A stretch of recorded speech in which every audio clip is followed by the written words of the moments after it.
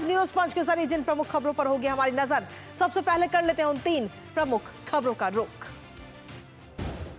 तो इन 3 प्रमुख खबरों में सबसे पहली और महत्वपूर्ण खबर है दिल्ली से, क्योंकि दिल्ली में आखिर मुख्यमंत्री कौन होगा, इस पर सस्पेंस अभी लगातार बरकरार है।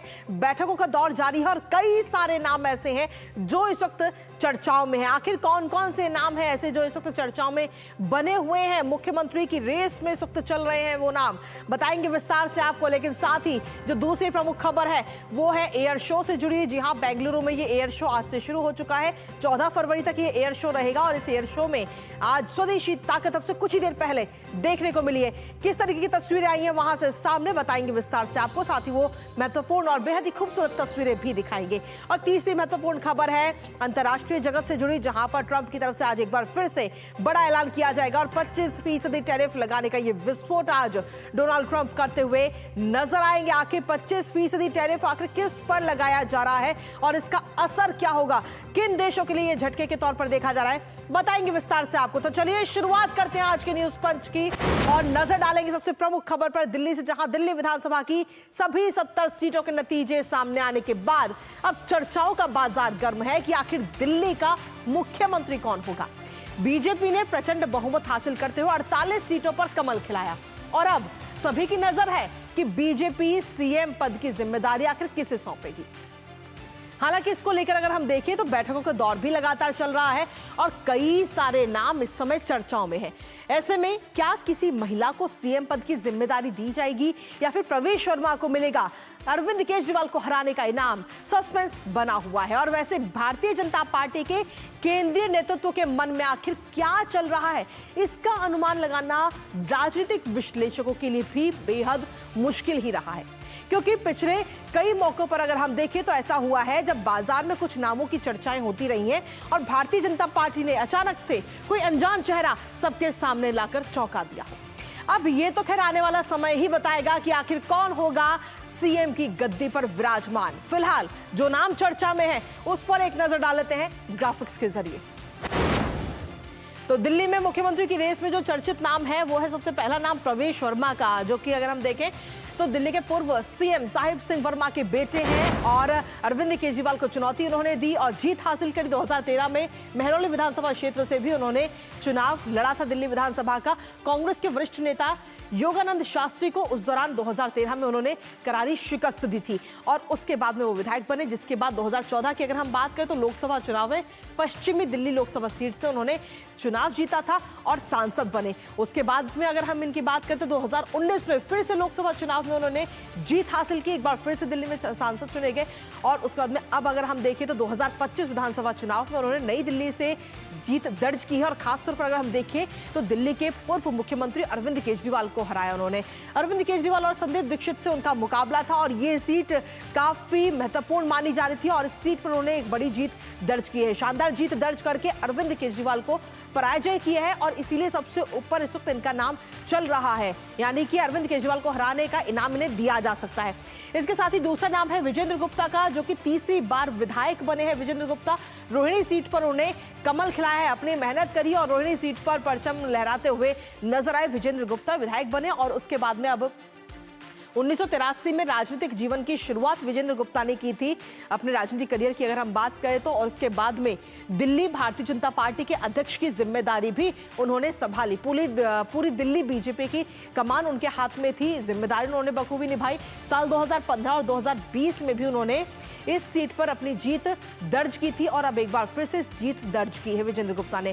साथ ही आपको बता दें कि रोहिणी सीट से 3 बार पार्षद भी रहे हैं। रोहिणी से अगर हम देखें विजेंद्र गुप्ता के राजनीतिक करियर के बारे में, दिल्ली विधानसभा में नेता प्रतिपक्ष की जिम्मेदारी भी वो निभा चुके हैं, नेता प्रतिपक्ष भी वो रह चुके हैं और कुल मिलाकर अगर हम देखें तो इनका नाम भी चर्चाओं में। अगला नाम है मनजिंदर सिंह सिरसा का, जो कि राजौरी गार्डन से उन्होंने बड़ी जीत दर्ज की है मनजिंदर सिंह सिरसा से। और साथ ही भारतीय जनता पार्टी का प्रमुख सिख चेहरा है सिरसा और इसकी वजह से कहीं ना कहीं उनको मुख्यमंत्री बनाया जा सकता है, ये पद दिया जा सकता है। साल 2007 में राजनीति में उन्होंने कदम रखा था मनजिंदर सिंह सिरसा ने और उसके बाद में इस बार जब चुनाव लड़ा तो बड़ी जिम्मेदारी भी अब उन्हें दी जा सकती है। एनडीएमसी चुनाव भी उन्होंने लड़ा था और उस दौरान शिरोमणि अकाली दल की तरफ से उन्होंने ये चुनाव लड़ा था। साल 2013 में दिल्ली विधानसभा के सदस्य भी सिरसा बने थे। हालांकि उस दौरान ये भारतीय जनता पार्टी में नहीं थे। 2017 की अगर हम बात करें तो 2017 में इस सीट पर उपचुनाव हुआ था और एक बार फिर से वो विधायक चुन करके नजर आए। 2020 तक वो विधायक रहे। दिल्ली सिख गुरुद्वारा प्रबंधन कमेटी के अध्यक्ष भी सिरसा रहे हैं और इसलिए उनका नाम भी इस वक्त चर्चाओं में है। दिसंबर 2021 में भारतीय जनता पार्टी में वो शामिल हुए 2021 में, जिसके बाद में भारतीय जनता पार्टी ने इस बार उन्हें चुनावी मैदान में उतारा, भरोसा जताया। फिलहाल वर्तमान की अगर हम बात करें तो भारतीय जनता पार्टी के राष्ट्रीय सचिव हैं और अब विधायक भी हो चुके हैं और उनका नाम भी मुख्यमंत्री की रेस में है। अगला नाम है रेखा गुप्ता का, जहां आपको बता दें कि दिल्ली में भारतीय जनता पार्टी का प्रमुख महिला चेहरा है रेखा गुप्ता और शालीमार विधानसभा सीट से उन्होंने बड़ी जीत दर्ज की है। एक महिला चेहरे के तौर पर भी अगर हम देखें तो इन्हें भी दिल्ली की कमान दी जा सकती है। 1992 में एबीवीपी से उन्होंने अपनी राजनीति में एंट्री की। सबसे पहले एबीवीपी में उन्होंने एंट्री की, जिसकी वजह से राजनीति में भी उन्होंने कदम रखा। 1996 की अगर हम बात करें तो दिल्ली विश्वविद्यालय के जो छात्र संघ के चुनाव होते हैं यानी कि डूसू की अध्यक्ष भी रेखा गुप्ता रही हैं। साल 2007 और 2012 की अगर हम बात करें तो उत्तरी पीतमपुरा से पार्षद रेखा गुप्ता को चुना गया था और पार्षद चुनने के बाद में उन्होंने कई सारे महत्वपूर्ण काम किए हैं छात्रों के लिए। खासतौर पर सुमेधा योजना जैसी जो महत्वपूर्ण पहल है वो शुरू की गई, जो कि गरीब वर्ग के छात्रों के लिए काफी मददगार साबित हुई। भाजपा महिला मोर्चा की राष्ट्रीय उपाध्यक्ष भी रेखा गुप्ता रही है और इसीलिए कहीं ना कहीं उनका नाम इस वक्त सबसे ज्यादा चल रहा है। महिला कल्याण और बाल विकास समिति के प्रमुख भी रेखा गुप्ता रही हैं। अगला नाम है मोहन सिंह बिष्ट का, जो कि 5 बार करावल नगर सीट से विधायक रहे हैं मोहन सिंह बिष्ट और इस बार उनका नाम भी इस वक्त चर्चाओं में है।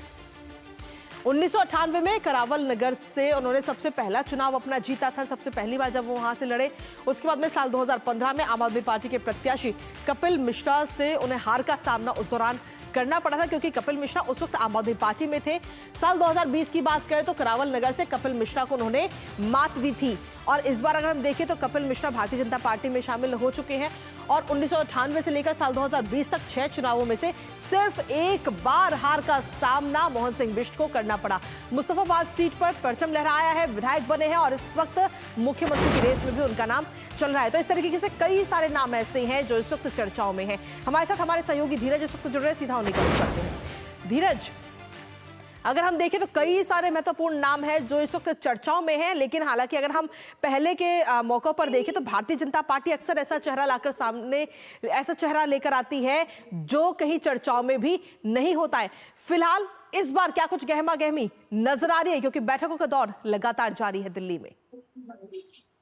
देखिए, बिल्कुल सही कहा, लेकिन एक बात और मैं एक महत्वपूर्ण तरीके से कहना चाहूंगा कि ये दिल्ली के लिए यक्ष प्रश्न है अभी के दौर में कि अगला दिल्ली का मुख्यमंत्री कौन होगा। जितने चेहरे दिखाए हैं आपने वो सभी चेहरे दमदार हैं और सभी का एक राजनीतिक कैरियर दिल्ली की राजनीति में रहा है, उनकी एक अच्छी पकड़ दिल्ली की जनता में रही है।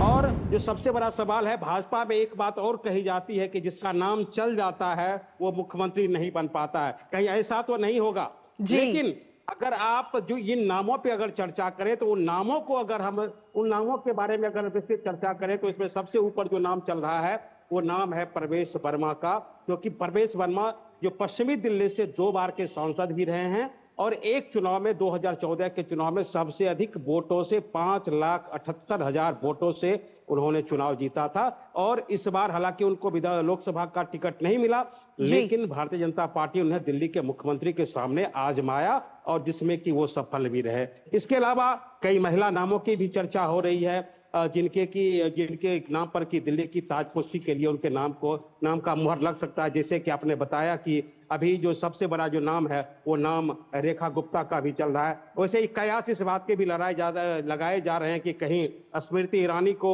ये ताजपोशी न दे दी जाए, क्योंकि स्मृति ईरानी भी साल 2010 से लेकर 2013 तक दिल्ली की जो महिला मोर्चा की अध्यक्ष रही है, तो उनके नामों की भी चर्चा हो सकती है। अगर आप विधायकों की बात कर ले तो उन विधायकों में जो सबसे बड़ा नाम है वो विजेंद्र गुप्ता का नाम है। विजेंद्र गुप्ता बिल्कुल धीरज, कहीं ना कहीं अगर हम देखें तो कई सारे नाम तो इस वक्त चल ही रहे हैं, जिसमें कई सांसद के भी नाम इस वक्त इसमें चल रहे हैं। तो ऐसे में देखना होगा कि आखिर किसको मुख्यमंत्री की कुर्सी दी जाती है, दिल्ली की कमान दी जाती है। नजर इस पर लगातार रहेगी। लेकिन इसी के साथ फिलहाल बहुत बहुत शुक्रिया धीरज।